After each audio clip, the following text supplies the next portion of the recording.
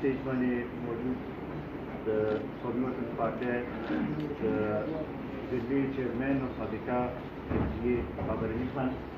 د ضلعي سینیئر وایس چیرمین یاسر جمال خان، د ضلعي جنرال سیکرټري افتخار صاحب، د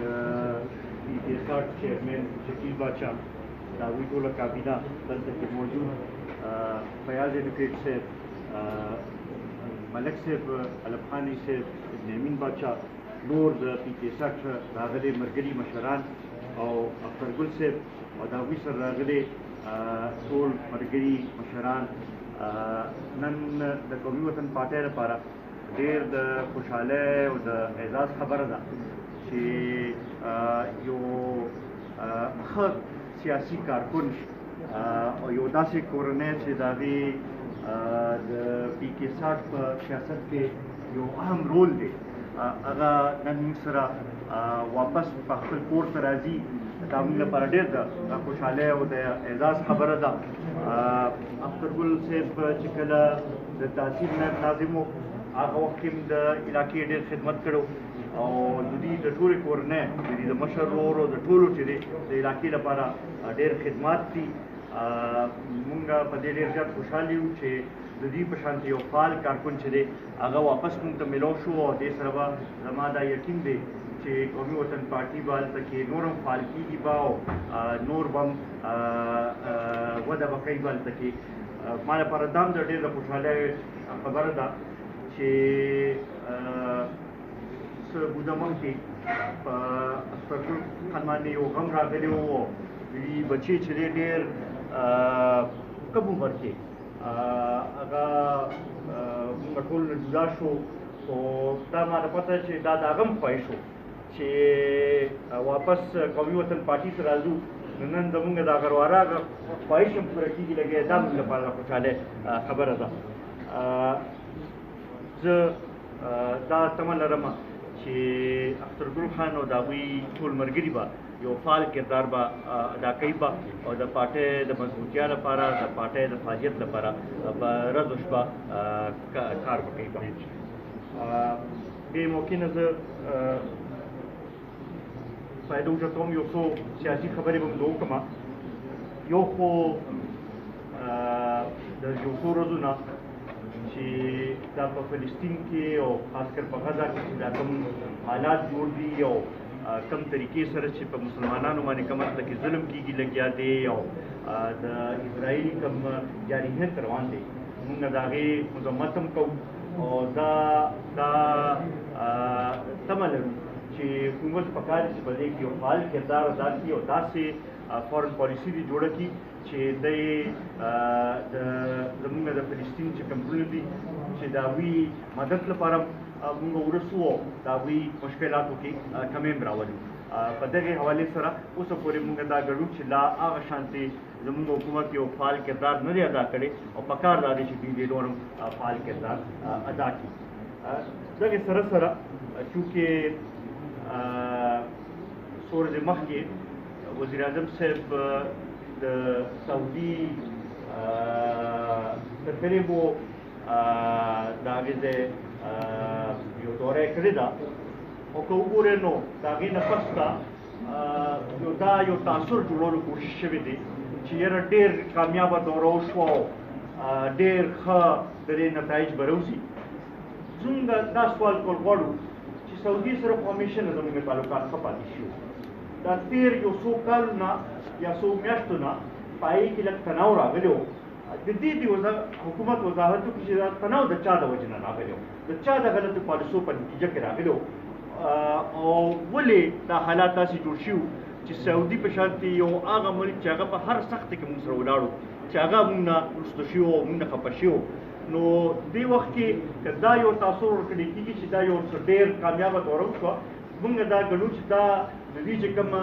ناکامه خارجه پالیسي وه او د هغې په نتیجه کې سعودي موږ نه خفه شوي، د هغې د رضا کولو یو کوشش شوی دی. دا څه ډېر لوی څه دومره خبره نه ده او دا به لا نور به هم دوی ته ډېر دغه کولو کوشش کولو ته ضرورت به وي چې دا حالات دوباره هغه ځای ته راولي چې نن یو څو کاله یو کال نیم مخکې چې کوم په دې کې تناو راغلی و کوم دا حالات خراب شو هغې لپاره به لا نور به هم کوشش کولو ضرورت وي او موږ دا ګڼو چې دا څه کامیابي هغه لحاظ سره نه ده. دغې سره سره که موږ وګورو نو کله نه چې د پی ټي آی حکومت راغلی دی معاشي پالیسۍ زموږ چې دي هغه مکمل طور باندې ناکامه شوي او که موږ وګورو نو رس تر رضا په ګرانۍ کې اضافه کېږي لګیا ده په بېروزګارۍ کې اضافه کېږي لګیا ده او دې حد ته خبر رسېدلی چې خلک مجبوره کړي دي چې هغوی خودکشو ته تیار شوي دي او لا څه ښکاري نه چې دې معاشي پالیسۍ کې به څه فرق راشي یا د ملک معاشي مستقبل به څه ښه شي په دې باندې نه پوهېږو. اول چې کله دا حکومت جوړ شو نو اول یې دا دغه وکړو چې یاره موږ سره اسد عمر شته او د هغه نه ښه په معیشت باندې څوک نه پوهېږي او هغه یې راوستلو څه مودې پس ته پخپله یې وویل چې یاره د هغه معاشي پالیسۍ فیل شوې او بیا حفیظ شیخ راوستلی شو. اوس شوکت ترین راغی او که د هغه تاسو یو څو ورځې مخکې چې کوم پریس کانفرنس کړی هغه تاسو اورېدلي نو هغه دا وویل چې اوس پورې دې حکومت چې کوم پالیسي اختیار کړې وه هغه غلطه وه او د هغې په نتیجه کې ملک ته نور نقصان رسېدلی دی عوامو باندې بوج اچولی شوي دی او ګرانۍ کې اضافه چې ده د موجوده حکومت د پالیسو په نتیجه کې شوی دی. نو موږ دا یو سوال دی وخت جوړېږي چې د دې هر څه مشر چې دی هغه خو وزیر اعظم و د کابینې مشر هغه دی د ملک چیف ایگزیکټیو هغه دی نو دا کمې غلطې پالیسۍ یا کم غلط کس چې دوی د منتخب کړی و د هغې په لاس کې د ملک معیشت ټول دغه ورکړی و د هغې په جواب څوک ورکوي به په کار دی چې په دې باندې د قوم نه معافي وغوښتلی شي چې دا څه د قوم سره وشو ځکه چې اوس خو د دوی خپل وزیر خزانه دا وایي چې غلطې پالیسۍ وي. موږ خو اپوزیشن پارټو خو مخکې نه دا اواز اوچتو دا چغې والې دا هم دغه کولي اوس خو د دې اعتراف دوی پخپله وکړو دا موږ مطالبه کوو چې دوی دې د قوم نه معافي هم دې وغواړي چې او موږ غلطۍ شوي دي او زموږ د وجې نه دا ګرانۍ کې اضافه شوې ده. بیا دغې سره سره که موږ وګورو نو خصوصا د ګرانۍ په حوالې سره زه خبر وکړم چې که وګورئ نو هغه کم د پرایس کنټرول میکانیزم دی د حکومت کم یو طریقې کار دی چې په هغې باندې یو چک ساتي هغه موږ ته حکومت په هغې کې بلکل غایب ښکاري. موږ ته نه ښکاري چې یاره په هغې باندې څه عمل کېږي لګیا دی او ایډمنسټریشن هغه شانتې څه دغه کېږي بلکې یو لحاظ سره خصوصا د روژې کې که تاسو وګورئ نو حکومت مکمل طور باندې غایب ښکاره شوی دی او داسې موږ ته ښکاره نه شو چې دوی کوشش هم کړي چې دا ګراني په کنټرول کې راولي. نو په دغې حوالې سره موږ دا ګڼو چې دا حکومت چې دی مکمل طور باندې ناکامه شوی دی. بیا خصوصا دا اختر کې چې دوی کوم لاکډاون ولګو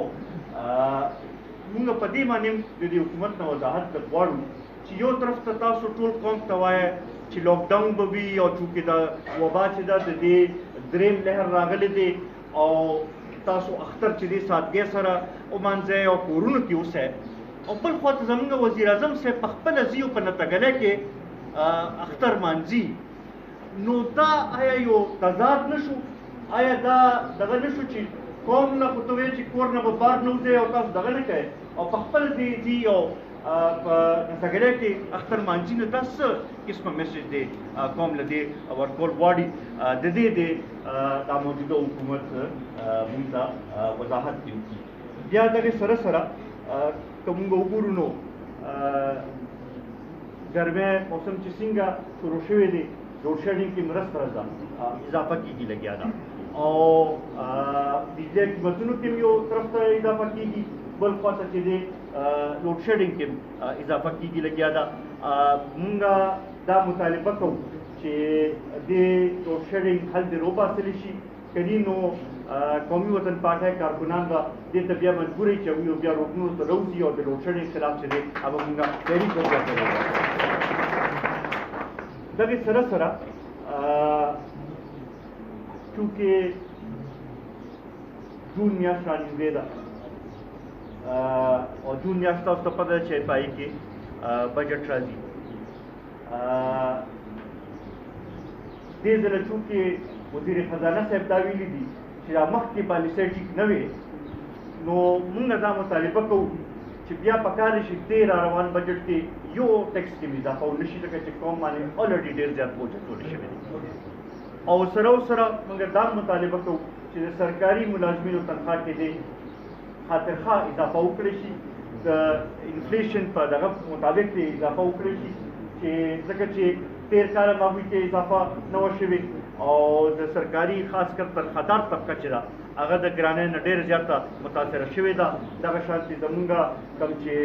مزدور طبقه ده هغه ډېره متاثره شوې ده. هر یو طبقه په خپل ځای باندې متاثر شوې، نو پکار دی چې په دې کې ریلیف میجرز دې وشي چې دا خلکو ته څه نه څه لږ ریلیف دې میلو شي. یو طرف ته د کرونا د وجې نه کاروبار متاثره شوی دی، روزګار متاثره شوی دی، بل خوا ته د حکومت پالیسو په نتیجه کې ګرانۍ کې اضافه کېږي، د هغې سره هر څوک متاثره شوي دي. نو پکار چې دې طرف ته توجه وکړي. موږ دا ګڼو چې دا حکومت خصوصا په دې 3 کاله کې هو مکمل طور باندې ناکامه پاتې شوی دی او هغه دغه خبره چې سلیکټډ چې دی هغه د مسلو حل نشي وباسلی، هغه خبره زما خیال اوس په هر چا باندې واضح شوې ده او هر چا ته ثابته شوې ده. زه یو ځل بیا د اخترګل خان او د هغوی سره چې کوم عزتمند مشران موږ سره نن په قومي وطن پارټۍ کې شامل شو، د هغوی یو ځل بیا مشکور یم. انشاءالله دا تمه لرم چې پي کې 60 کې به اوس نور به سلسله دیزیږي به انشاءالله موږ کافي خلکو سره رابطو کړو او را روان یو څو ورځو کې به پي کې 60 کې کافي شمولیتونه ساتو. یو ورځ دوه کې په مټه کې یو څو شمولیتونه زموږ دي، دغه شانتې نور هم دغه کوو انشاءالله. دا به دغه ورکوو او دې نه دا اندازه کېږي چې خلک د موجوده حکومت نه مایوسه شوي دي او د خلکو سترګې چې دي هغه د قومي وطن پارټۍ اړخ ته دي، د ملي رهبر جناب آفتاب احمد خان چرته اړخ ته. زه یو ځل بیا د اخترګل خان او د هغوی د ملګرو هم ډېر زیات مشکور یم. د پي کې 60 د هغه ملګرو چې چا په دې کې د کل کردار ادا کړی د هغوی هم ډېر زیات مشکور یم او دا تمه لرم چې د پي کې 60 ټول ملګري به مشترکه طور باندې د پارټۍ د مضبوطیا لپاره، پارټۍ د فعالیت لپاره خپل کردار به ادا کوي.